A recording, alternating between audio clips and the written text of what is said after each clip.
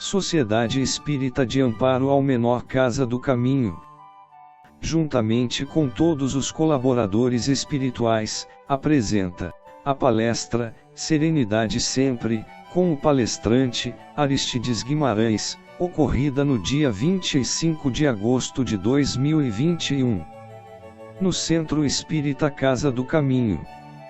Amigo, você pode fazer a prece inicial. Bom, então, nesse momento, Senhor, nós queremos te agradecer a oportunidade do estudo, a oportunidade do diálogo, a oportunidade da troca de experiências, nesse momento em que nós estamos tanto precisando disso. Nós te rogamos, Senhor, que nós sejamos intuídos, sejamos orientados por essa espiritualidade que se encontra aqui nos ajudando, para que nós consigamos passar o nosso tema, o nosso assunto da melhor forma possível.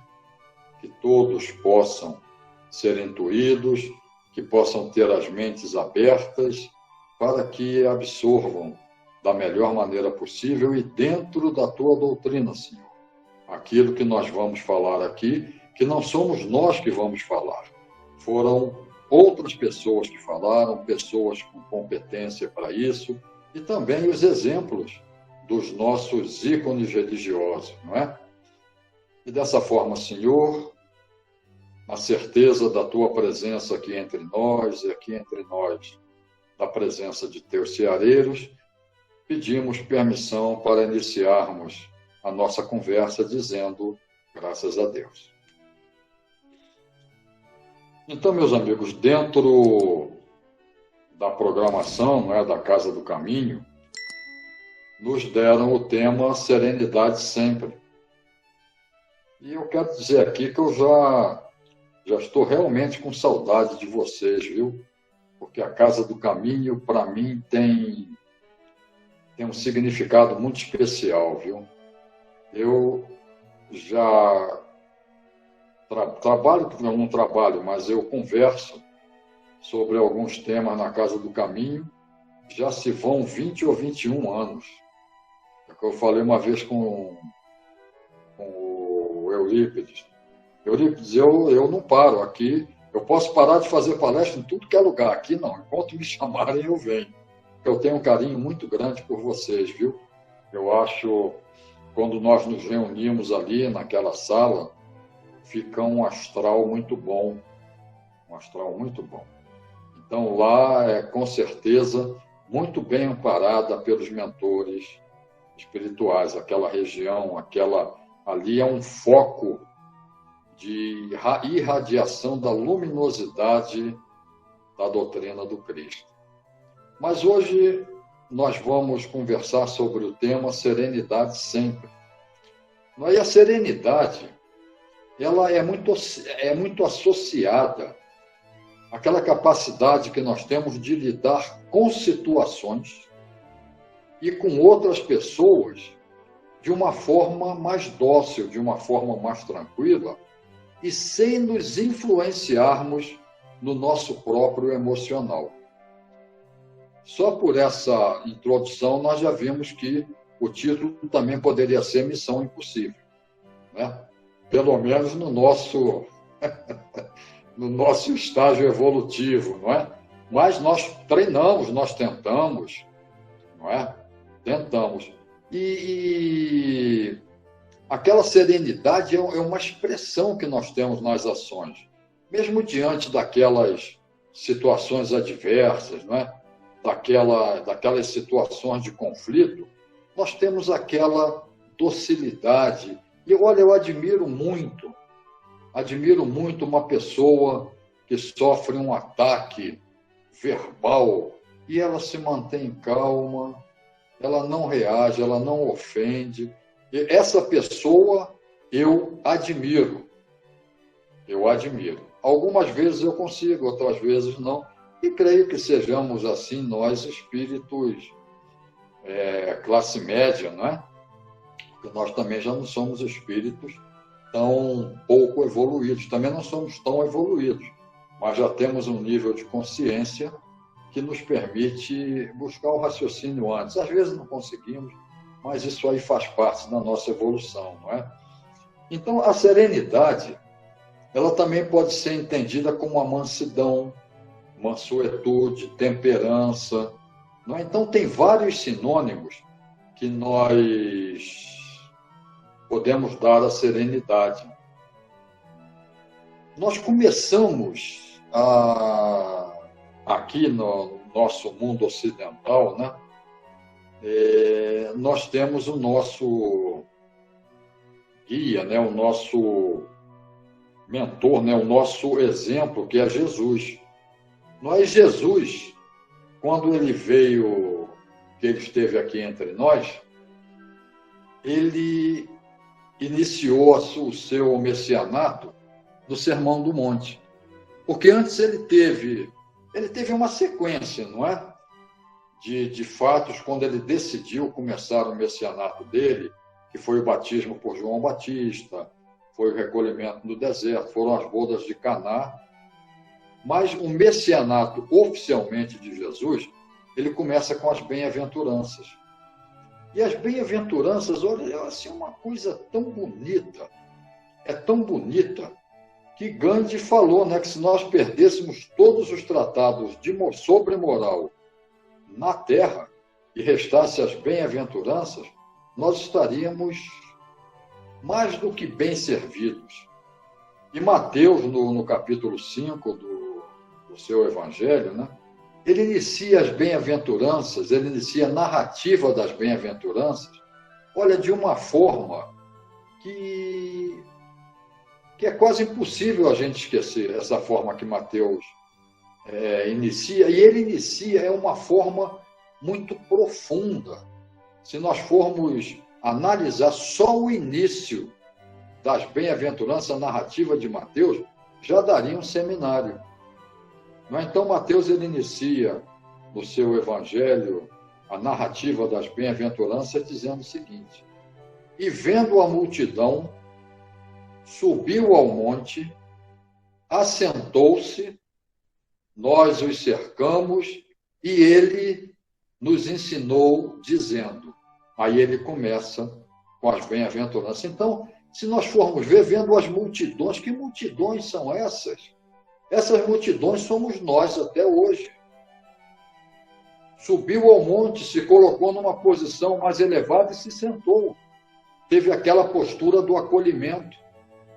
Não é? Quando nós recebemos alguém no nosso escritório ou no nosso local de trabalho, que são pessoas que nós consideramos, o que a gente faz? Senta aí. Não é? Nós não atendemos ninguém de pé. Então, Jesus se sentou. Não é? E nos ensinou. Ali ele começou a dizer qual era o resumo da missão dele na Terra. Porque as bem-aventuranças são a missão, são o resumo da missão de Jesus na Terra. E ele começa, esse é o Sermão do Monte, né? O Sermão do Monte, ele começa com as bem-aventuranças. O Sermão do Monte tem várias partes, né? Tem as bem-aventuranças, que é o começo, tem a fala aos discípulos, as advertências, tem uma série de partes, não é? Mas ele começa com as bem-aventuranças porque ele começa a falar para um povo oprimido, um povo que, se fosse possível, era tirado deles até o direito de sonhar. Mas não é possível, né? Porque sonhar nós podemos.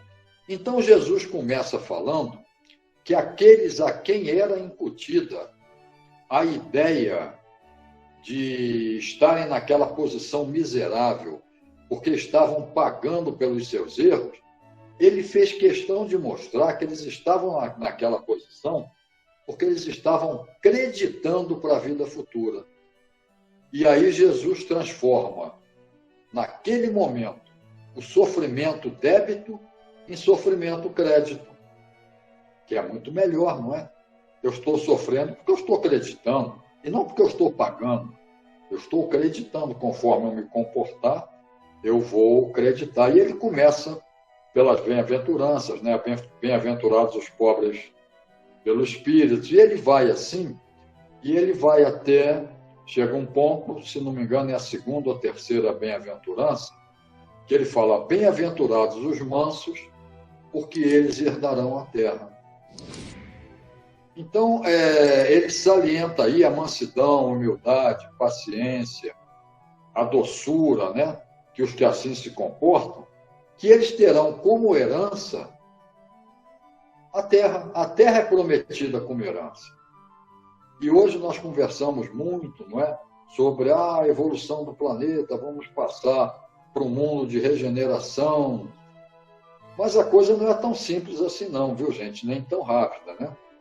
Olha, Davi nos Salmos, né? Os Salmos de Davi são muito bonitos.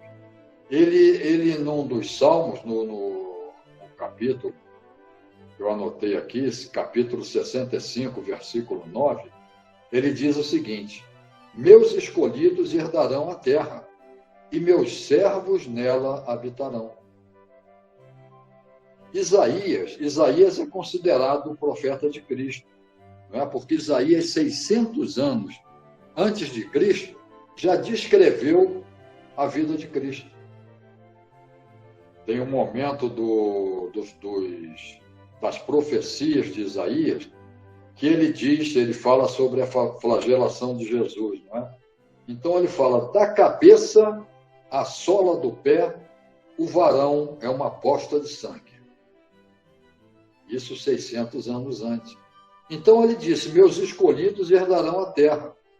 Aliás, diz aqui, porque os homens retos habitarão a terra e os íntegros nela permanecerão. Mas os ímpios serão suprimidos da terra e os pérfidos dela serão arrancados. Então nós vemos que existe uma constante, né? Tanto no Antigo Testamento, olha, centenas e centenas de anos antes de Cristo, não é? E depois do Cristo, no Novo Testamento, que para mim, na realidade, eu acho que não existe novo nem antigo, existe o Testamento. E o Novo Testamento, né, quem é advogado conhece isso aí, é um termo aditivo ao Velho Testamento.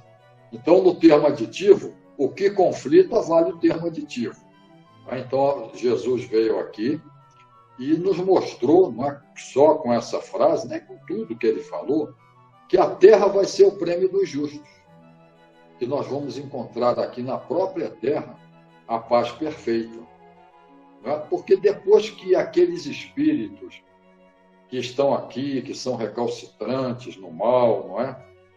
Que eles forem reencarnar em outros orbes, não é? Até para ajudar no progresso, porque mesmo que nós peguemos aqui um espírito mais recalcitrante no mal, se colocarmos ele no mundo primitivo, ele vai ser de grande ajuda ao progresso daquele mundo. Não é? Então, nós vemos que aqui nós evoluímos por meio da mansidão, paciência, humildade, que são as virtudes evangélicas. E aí nós vemos, quando nós fazemos uma análise da nossa situação, nós vemos que o que mais prende, o que mais nos prende, não é nós espíritos, porque nós somos os espíritos. Eu tenho um corpo, mas eu sou o espírito. Ainda bem. Senão eu ia ser um espírito muito feio. Então, o que mais prende o espírito ao ciclo reencarnatório é a nossa faixa emocional, é aquela faixa que nós vibramos. Não é?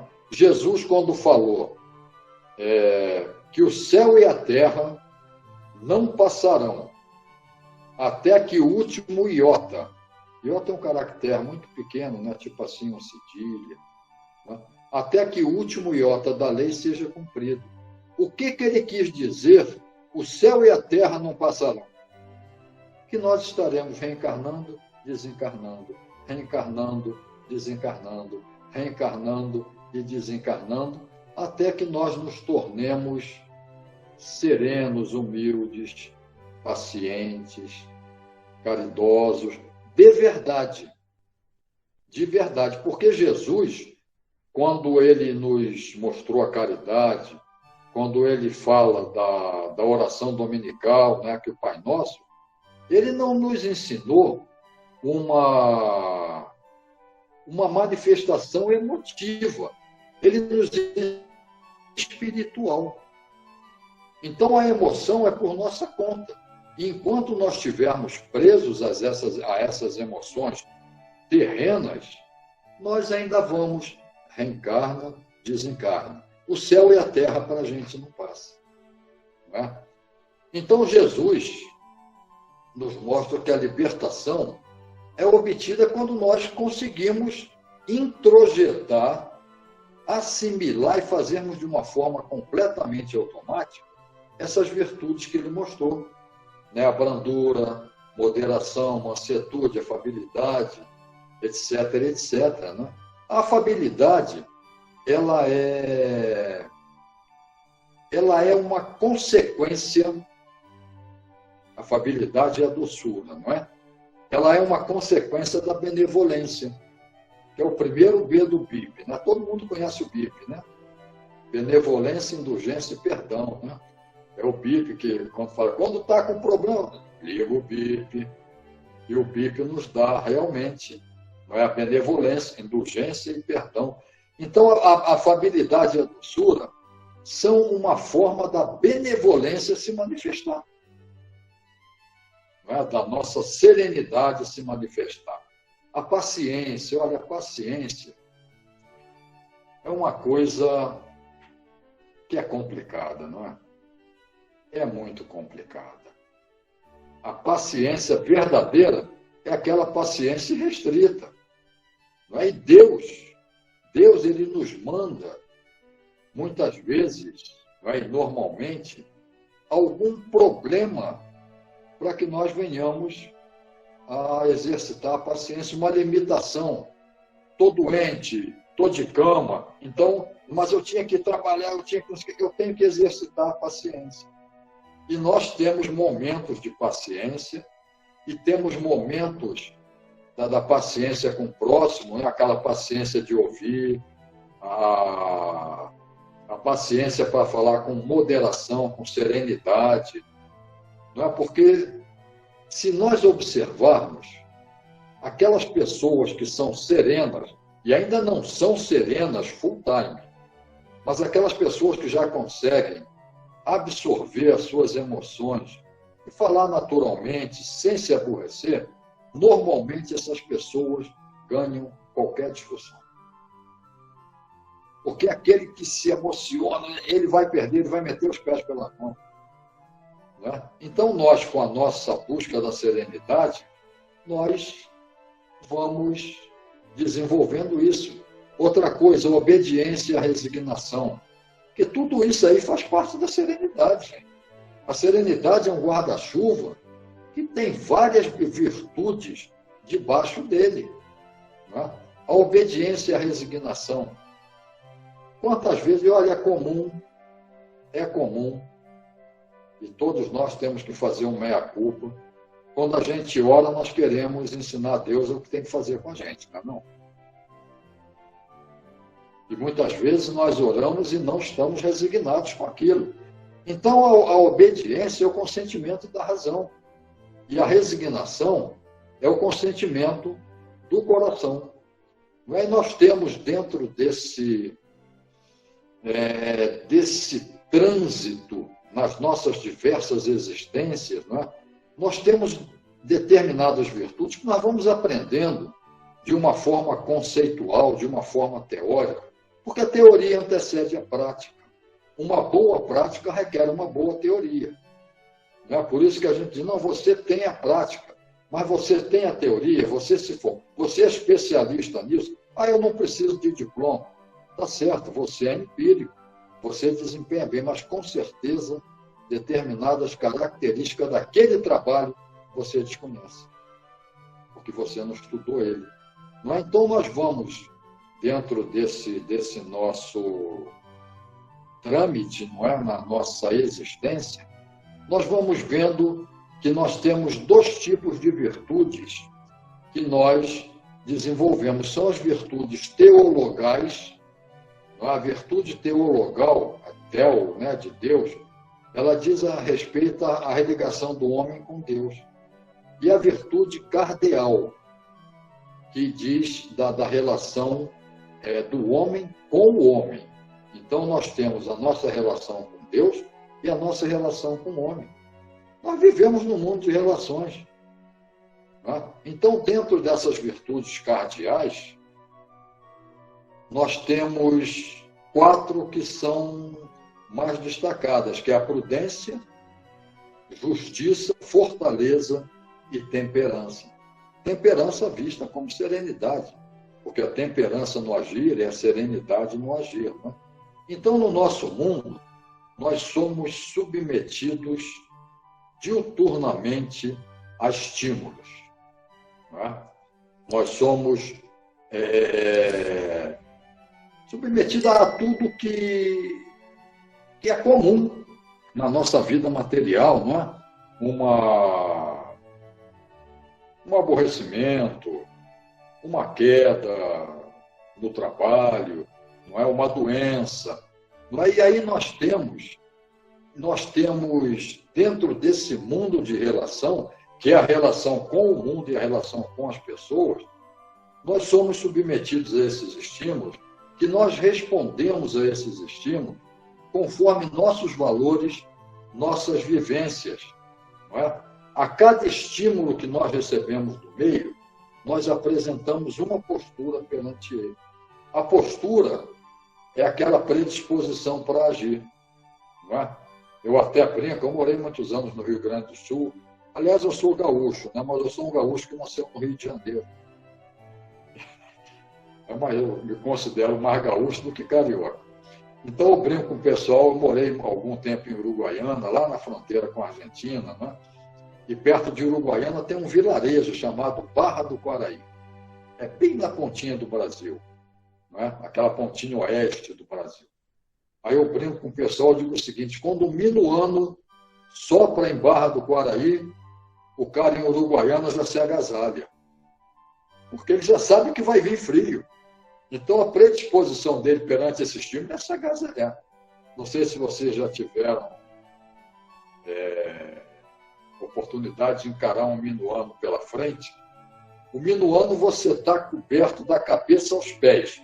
Ele gira assim em torno de você, aí acha aquele botãozinho da tua camisa, da tua capa, ele entra por ali, e aí você sente frio. Parece que é de maldade que ele faz isso com a gente.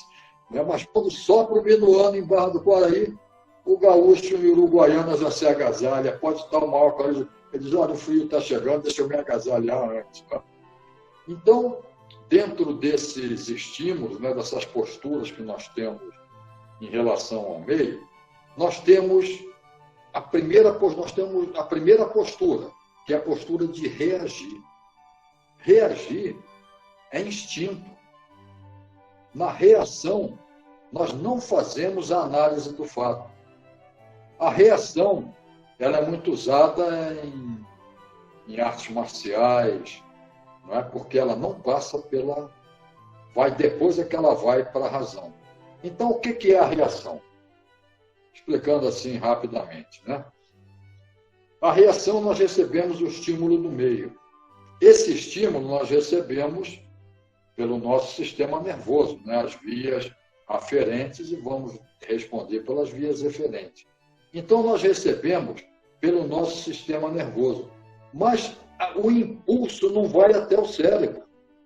Na reação, nós reagimos em nível da medula. Depois é que o impulso prossegue e vai até o cérebro, aí nós pensamos no que nós fizemos. Mas nós fazemos. E a reação, o instinto, é muito importante para nós, para a nossa sobrevivência, né? Eu sempre digo, a gente vai andando, aí tem um prego no caminho. O que a gente faz? Sem pensar, tiramos o prego. Se eu for pensar, a reação leva muito mais tempo. Eu vou pensar, puxa vida, olha lá um prego. Se eu pisar nesse prego, eu vou furar meu pé, eu vou me machucar. Já pisei. Mas aí, quando eu vejo o estímulo prego, eu tiro o pé. É reação. E a ação é a postura racional, é a postura da serenidade. Porque nós fazemos a análise do fato. Não é? Porque o reagir, ele manifesta. Reagir é instinto. É o animal. O animal reage, o animal não age, o animal reage. E nós, na reação, nós movimentamos mecanismo de autodefesa. E, normalmente, nós, não numa reação dessa, né, não tirar o pé, não pisar no prego, mas não numa relação. Na reação, numa relação social, normalmente nós nos arrependemos depois. Então, a precipitação é má conselheira. E a razão é um atributo do espírito, gente. Nós somos racionais. Agora nós temos que praticar a razão. E a prática da razão vai definindo parâmetros que vão concretizar o nosso comportamento futuramente. E aí nós já seremos aquilo, nós não estaremos naquilo. Nós já é a diferença entre o ser e o estar, não é? Porque nós vemos o mundo como nós somos. Por que nós nos defendemos? Por que é muito mais fácil você se defender? Você se defende, porque nós não vemos o mundo como ele é, nós vemos o mundo como nós somos. Então, se eu sou capaz de fazer aquilo e recebo aquele estímulo, eu reajo. Não é? Reajo pelo medo. Porque nós trazemos muito daquela problemática, da defesa. Porque nós vivemos nos defendendo. O mundo é hostil. O mundo é hostil. Eu sempre falei com meus filhos, o mundo, quando bate, ele bate para quebrar. Ele não bate devagar. Quem resolve encarar o mundo, na maioria das vezes se quebra. E ele não bate devagar. Depois tu vai se recuperar. Mas nós muitas vezes, dentro dessa nossa reação, dessa nossa postura, desses nossos medos, nós julgamos as pessoas pelas aparências. São os estereótipos, né? Eu tenho um caso, eu até já contei, talvez até alguns já saibam. Eu morei um tempo no Rio de Janeiro e carioca acorda cedo. Eu acordava às 5 horas da manhã para 5h15 sair de casa. Eu tinha que pegar 2 ônibus. Né? E outros companheiros como eu também. E um companheiro meu, onde eu trabalhei com ele, né? Uma vez ele me contou que ele estava na fila do ônibus, 5 horas da manhã, para variar, e tinha uma pessoa, um pedinte, pedindo um dinheiro, e todo mundo rechaçava ele. Sai daqui, vai trabalhar, está querendo... A mania que o pessoal tem, está querendo para beber cachaça. E aí ele chegou nesse meu amigo, que é espírita, muito mais espírita do que eu, muito mais evangelizado do que eu, né? Aí ele virou para essa pessoa e falou assim, olha, eu não tenho nenhum dinheiro aqui para te dar, não, rapaz, eu estou aqui só com o meu dinheiro da passagem. Se eu te dar, eu tenho que ir a pé, né? Mas você pode vir aqui amanhã, eu vou trazer um dinheirinho a mais, e você vem aqui que eu vou te dar esse dinheiro. Sabe qual foi a resposta dessa pessoa? O senhor não precisa me dar o dinheiro. O senhor já me deu o que ninguém me deu. O senhor me ouviu. Olha assim, uma coisa partindo de quem partiu, uma coisa... Ou seja, essas pessoas são os famosos invisíveis. Ninguém vê eles. Eles não são nem um número na nossa planilha. Eles passam despercebidos ao nosso lado. É aquele grupo dos famosos invisíveis. E ele deu essa resposta. O senhor me ouviu.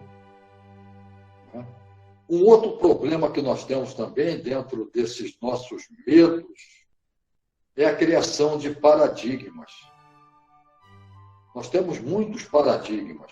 Jesus quebrou N paradigmas. A doutrina espírita quebrou centenas de paradigmas.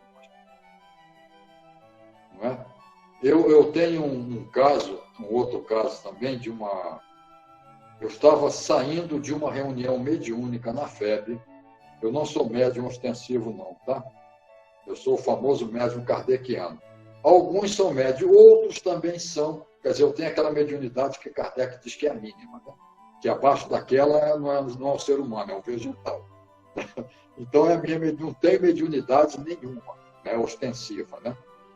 Então, eu saí, eu e a Fátima, eu trabalhava como dialogador, e saímos, ficamos conversando. Quem conhece ali a FEB, aquele estacionamento coberto, né? Até bonito, né? Com aquela coberturazinha, setor circular, né? E nós estávamos ali, e veio uma moça com 2 crianças, e veio se aproximando da gente.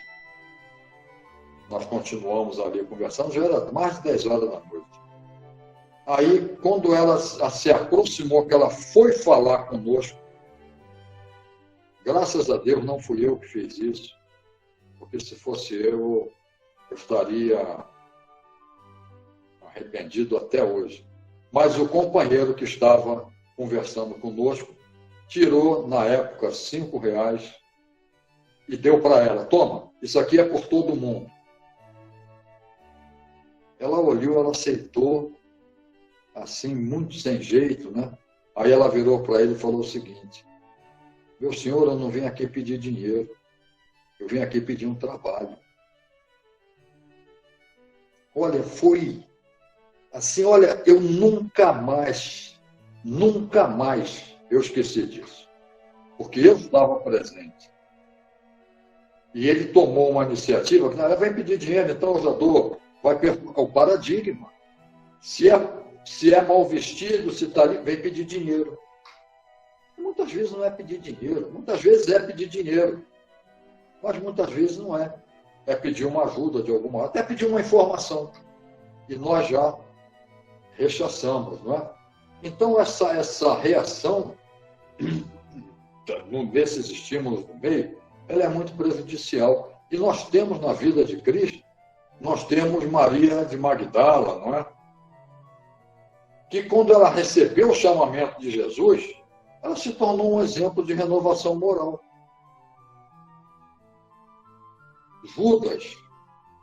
Judas agiu com precipitação, porque Judas não queria que Cristo tivesse aquele desenrolar final. O que Judas queria era provocar Jesus para que ele recrutasse os exércitos celestiais para expulsar os romanos de Jerusalém, de Israel, basicamente, né? Porque Israel era controlado e Jerusalém muito mais, não é? Então era esse o objetivo dele. O que ele fez? Não raciocinou. Ele disse: bom, eu vou lá, mostro ele, tudo, vendo ele, e todo mundo vai acreditar em mim, porque eu estou vendendo nele. E aí, na hora que ele for ser preso, ele recruta os exércitos e expulsa os romanos. Pedro, o que Jesus falou? Pedro, és pedra, sobre ti construirei minha igreja. Então Pedro era o escolhido de Jesus. E no momento da prisão, Pedro acompanhou Jesus até a casa de Caifás, que eram 2 casas. Um era sumo sacerdote, o outro era sumo sacerdote aposentado, que um era sogro do outro. Eles moravam num terreno muito grande, em 2 palacetes, não é? E Jesus foi levado para lá para montar o sinédrio. E quando um guarda virou para Pedro e falou assim: tu estavas com o Nazareno. Eu disse: não, eu não, nem o conheço. E o que Jesus falou para Pedro? Antes do galo cantar a 3ª vez, você me negou. E quando Pedro falou isso, o galo cantou.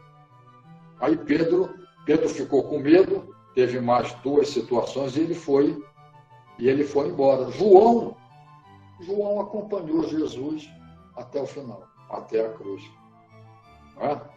Então, essa serenidade que nós temos são as conquistas dos nossos esforços disciplinadores das nossas tendências negativas. E com isso nós adquirimos valores morais. É a única coisa que passa pela alfândega do umbral, gente.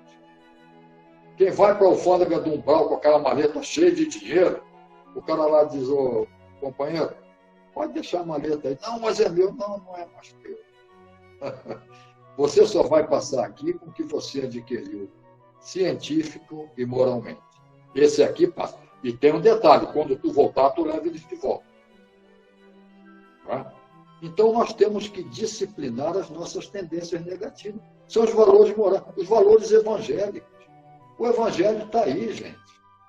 Se nós formos ver as leis morais do Livro dos Espíritos, elas são 10, mas Kardec diz uma só, resume todas as outras. É a lei de justiça, amor e caridade. Quem cumpre essa lei já cumpriu todas as outras. E nós estamos no caminho, né?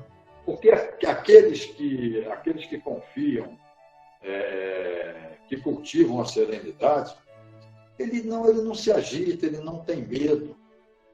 Como Jesus na frente de Herodes, Jesus sequer levantou o olho para olhar Herodes. É o famoso sermão do silêncio. Então, Jesus não se acovardou perante Pilatos. Que Pilatos, conversando com Jesus, ele falou, né, eu guardei essa frase em latim que eu acho muito bonita. Ele falou assim: potestatem Abel demitirete e potestatem Abel crucifigerete. Ou seja, eu tenho o poder de te mandar embora e eu tenho o poder de te crucificar. E Jesus não se acovardou. Se tu tens esse poder, quem te deu esse poder foi meu Pai que está nos céus. Então, por quê? Porque Jesus é o colchão, Jesus é o famoso carimbão. Quando cai isso assim, dá um exemplo. Se tu falar Jesus, tu não erra nunca. Né? Então, Jesus é o nosso exemplo. Né? E aí, com isso aí, nós equacionamos e resolvemos os problemas.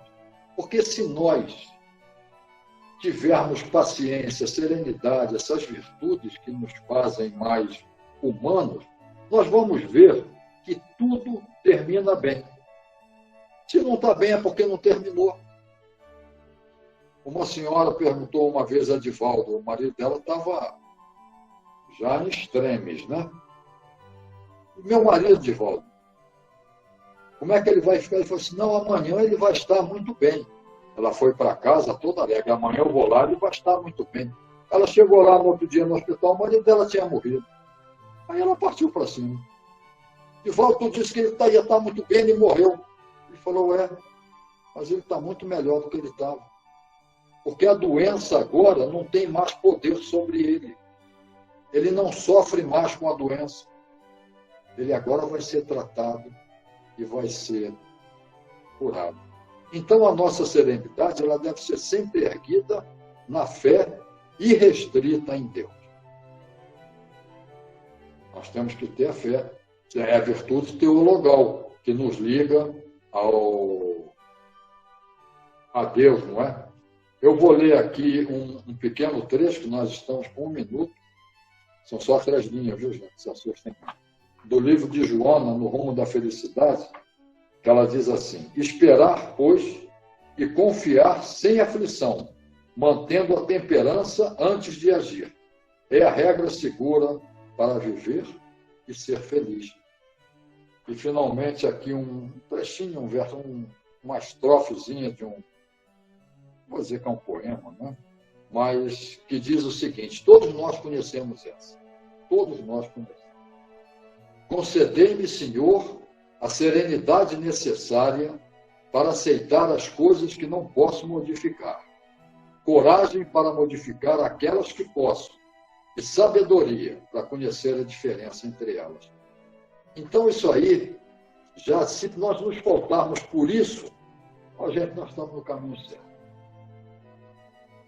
Estamos no caminho certo. Então, gente, era isso que eu queria conversar com vocês. Não é?